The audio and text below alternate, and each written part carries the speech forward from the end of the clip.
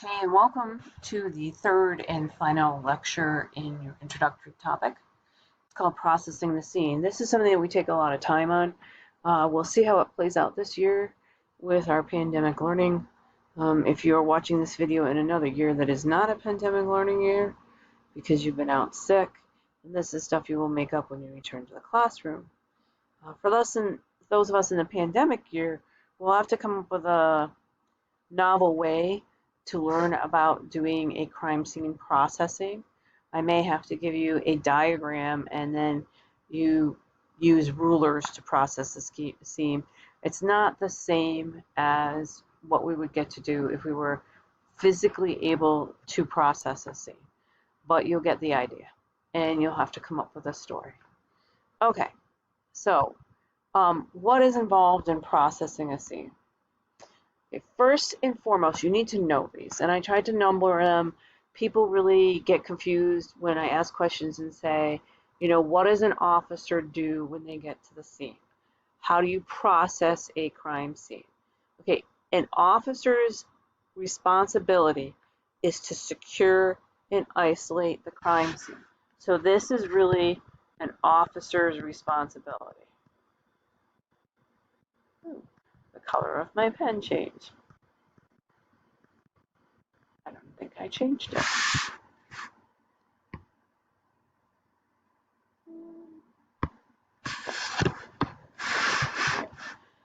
So usually that is the first officer that's on the scene. And this is the whole thing, guys. It is to preserve and protect what is there. You don't let anyone in. You don't let somebody mess with the crime scene. If you have to let somebody in, they have to be authorized. When you get to do a physical crime scene, one of our SSO officers used to do crime scene processing. He always likes to tease me because when I put up the caution tape, I try to make sure that people can read it. He said, we never do that. It's always crisscross. People can't read it. But he said that the worst people in a crime scene were managers because they would never look down and they would always step on the evidence and kick the evidence. So we always like to watch back and watch students go into a crime scene because they do exactly what managers do. They step on the evidence. Nobody looks down and watches where they're stepping. You don't want to screw up the evidence. So somebody who's allowed in has to be somebody who's trained and knows what they're doing. You usually rope and barricade it off so that it's controlled. Right now, once the scene is controlled, sometimes depending on the size of the police force, the officer that has secured it might actually have to record it. And this is something that we will spend time discussing, doing, looking at, is how do you record the scene. So you always have to make the assumption you have a limited time in the scene. People aren't going to keep the scene there forever. Okay, a lot of times they have to call in a cleanup crew, and the crew comes in and cleans up the scene, so the scene isn't there forever, right? That's why we say you really only have one shot to clean up the scene or get your stuff down. If you're outside and a storm's coming in and you have to collect evidence, you have to do it quickly and efficiently. It rains, it ruins the evidence. So this is important to understand.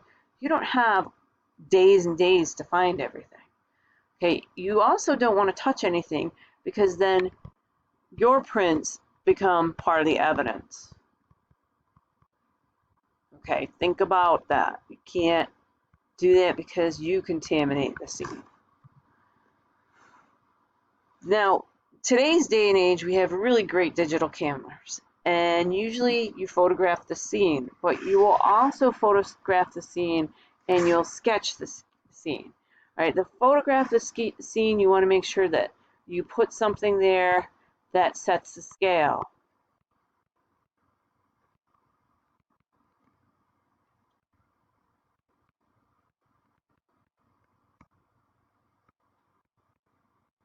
Okay. When you sketch the scene, this is you measure and do fixed points.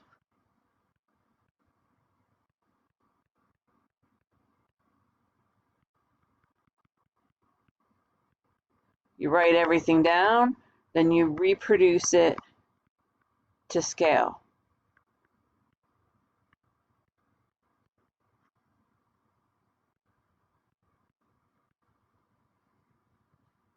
You always take lots of notes.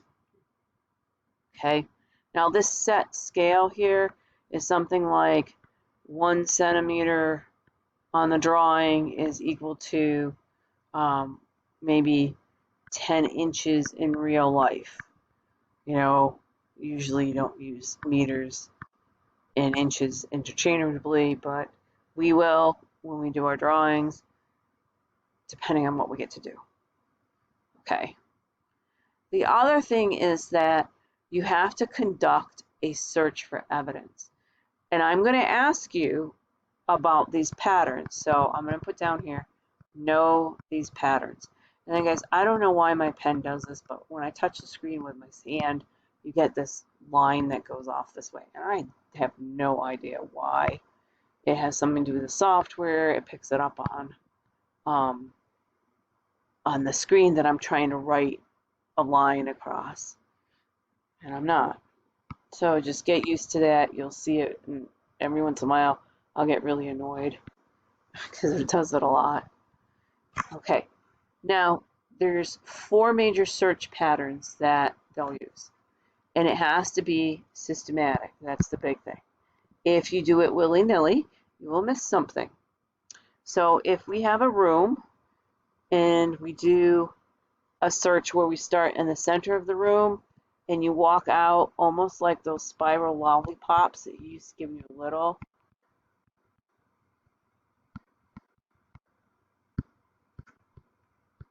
So that's called a spiral.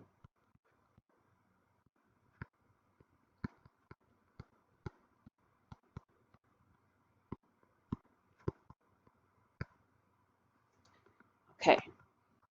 In a strip and line, usually you do this one with a partner. You can do it alone, but usually when people do it alone, they switch to a grid. So you stand side by side and you walk together in the same direction. When you get a little bit past the area, you turn around and you walk back this way. And then down here, you would turn and walk that way. And actually, you would turn the other way. I just did the, hold on.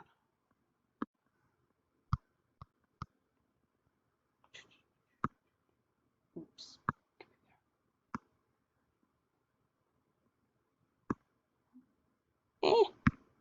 Didn't want that.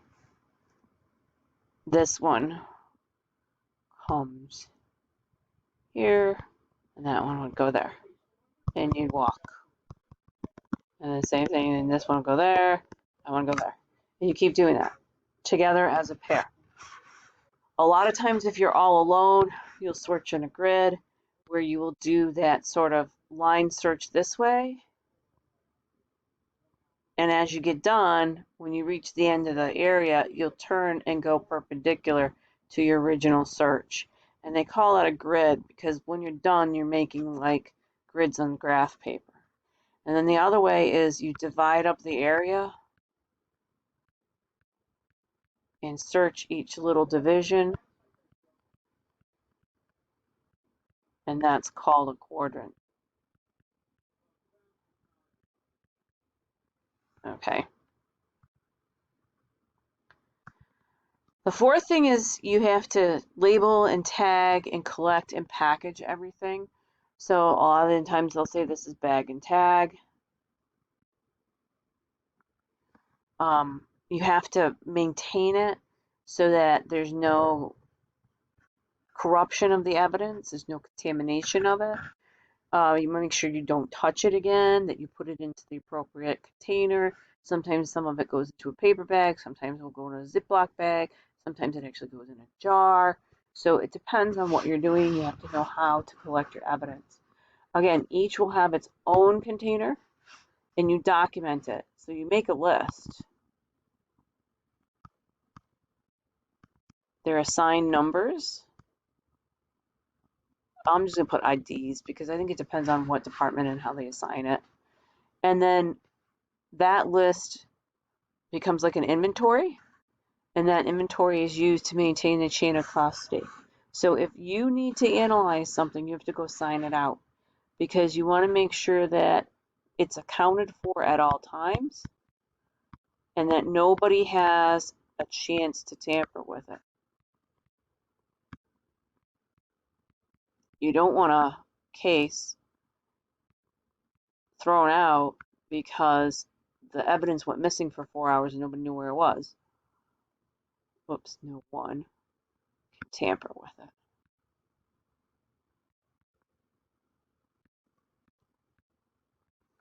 Even if you have to send it to a private lab, it has to be signed out appropriately, documented it was sent under certain conditions, and they have to sign for receiving it.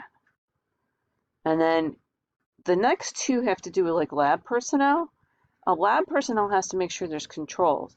Sometimes a field agent will also take samples and say, okay, this is the sample that we can use that has information on it, and then this is a piece of sample that looks like it's clean.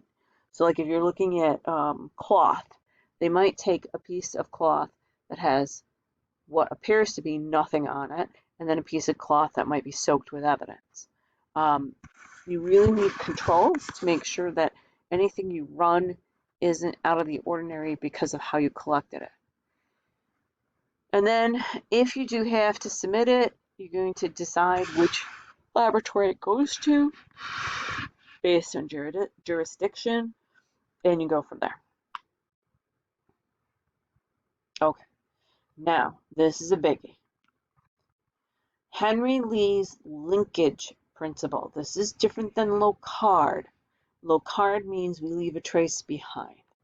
Linkage means that there are links between everything, right? So the crime scene and the victim can be placed at the crime scene, right?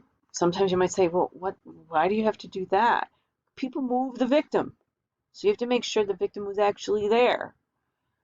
You have to make sure that the suspect was at the crime scene and the suspect had a connection to the victim.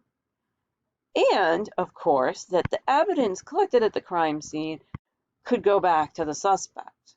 So all of these, I have to make sure the evidence came from the crime scene and can prove that, whether it's through documentation of how it was obtained.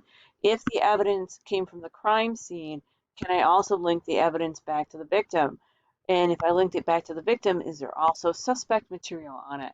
So all of these have to go back and forth several times, and the more links you have, the stronger the case you have. Okay, so you have to, this is the key, you have to be able to argue all four in terms of how they're linked together to get an airtight case. And I put that in parentheses because you're going to get argument, this is the debatable part of the science, that it may not be an airtight case. Okay, I'm going to go back here for a second. Understand, linkage principle means links.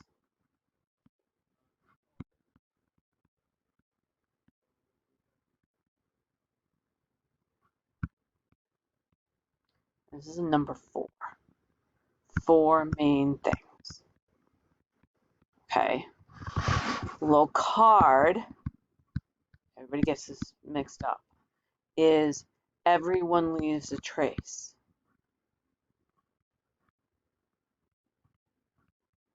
You touch something, touch equals transfer.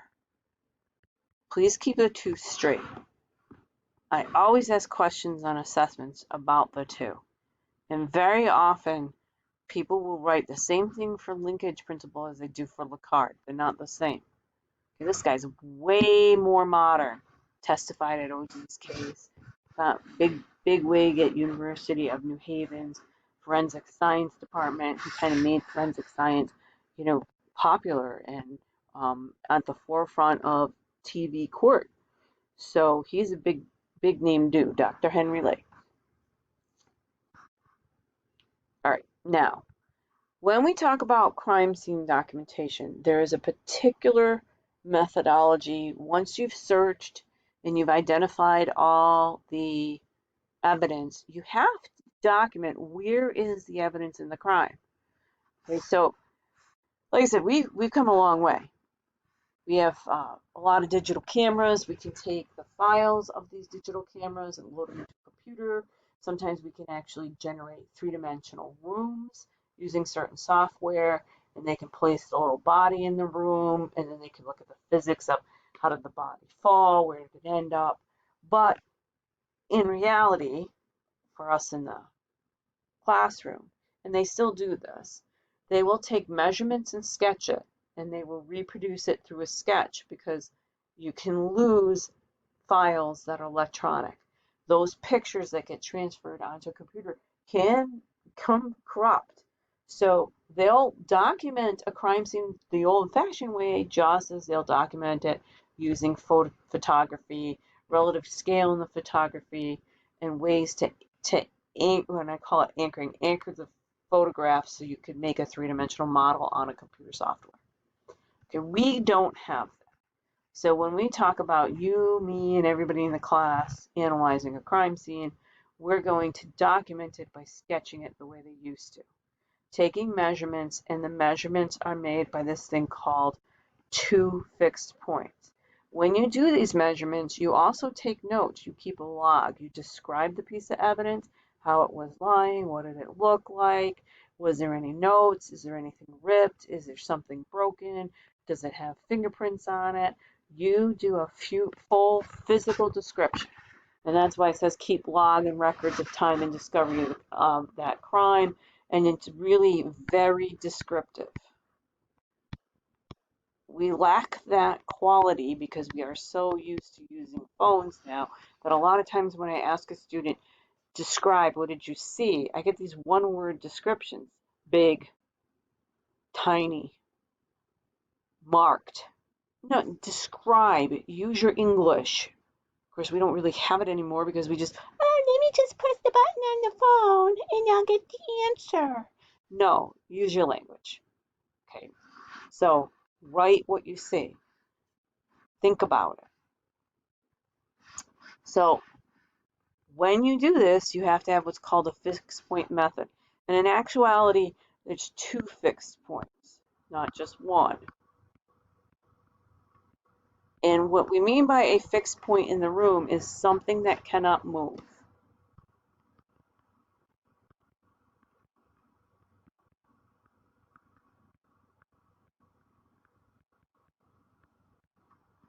Okay? A door can't move unless you change the whole wall. A window, you change the whole wall. The corner of a room, so I take the actual measurements of this whole wall, and this whole wall, and this wall, and I do the measurements around the whole thing, so I know where that corner is. Something that's permanent, like if this bookshelf is affixed to the wall, that becomes a fixed point. Sometimes they do that. We don't do that very much out here in the East. But when I would visit my friends in California, I remember building a bookshelf with them, and they put it up against the wall. And my friend went and got all these anchor bolts. And I'm like, what are you doing? And he's like, we have earthquakes. We anchor our bookshelves to the wall. You can't move them because if they're not anchored, they'll fall on top of you in an earthquake. So if something's fixed, and like I know the distance along this wall to that bookcase, and I know how wide this bookcase is, the corner of the bookcase becomes a fixed point. This corner becomes a fixed point. This could also, because I'd also have to know the definition, the measurement of the depth as well. Okay, so that's what I mean by fixed. You know the information, you know where you could put it on the wall. It isn't going to move. So now I can say, oh, here's my gun, and so I'm going to measure it to this point over here because this baby ain't moving. This one right here is not moving. Okay, if that could be moved, and I could just push it out of the way and put it on this wall, then that is not a fixed point. Okay. All right. We're going to do a couple of things for you just to exercise your brain. And again, observation, observation, observation, observation, observation. That's what we're here to do. I'm going to give you 2 minutes. You're going to study the photograph. Then we're going to give you a slide with questions, and then I'll go through the answers of the questions. All right, here we go.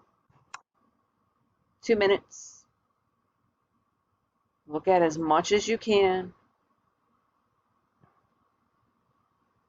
Pick out as many details.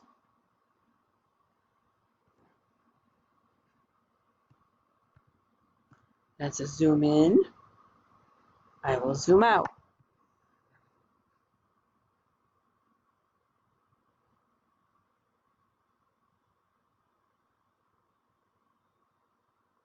I can do like a 10-second zoom in a little bit, so you can read some of the things more easily.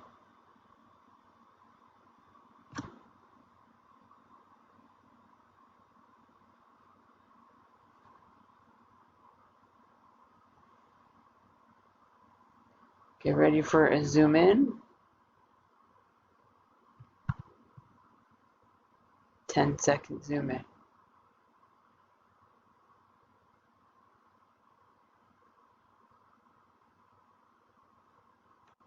Zooming out.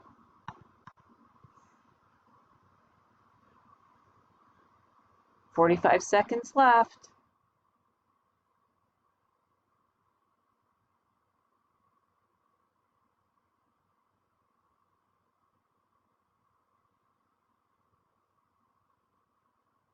"30 seconds."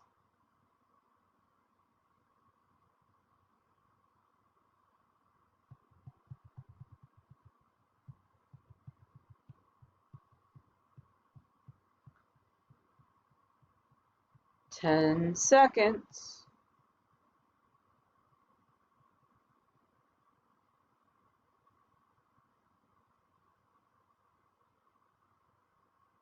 Okay, here we go. Make a mental note.